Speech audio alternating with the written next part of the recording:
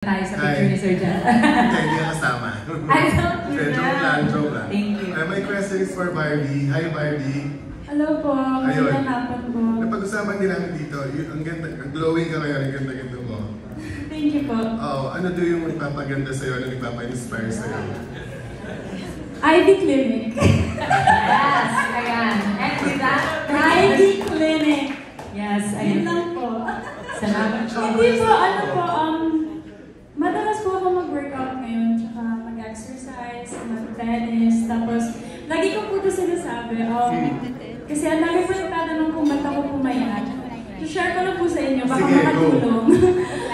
Yung tinanggal ko po yung rice, pero pwede po kayo bumili ng shirataki. Hindi ko po siya business, hindi to para lang makatulong if kailangan. Shirataki rice po kasi wala siyang masyadong sugar talaga. So, yun po yung ginagamit kong rice, tapos normal lang yung ulam ko. Kahit anong ulam, basta yun yung rice. Kasi yung sugar po talaga yung nakakaano sa weight ko. So, tinanggal ko po siya. Yun lang naman po. Tapos, IV. Yun lang. Yes. Okay. Pagdating sa sa pagiging positive sa mga bagay, nakakatulong din ba yung mga ganun sa'yo?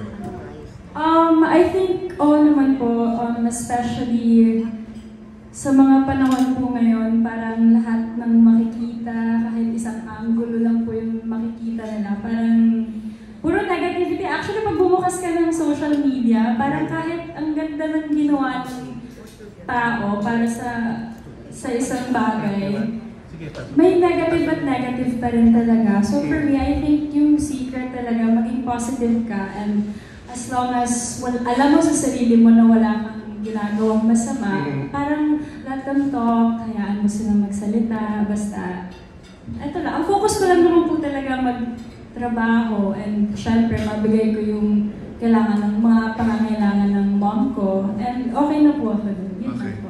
Effective, Barbie. Super. Okay. Thank you. Thank you. Thank you so much for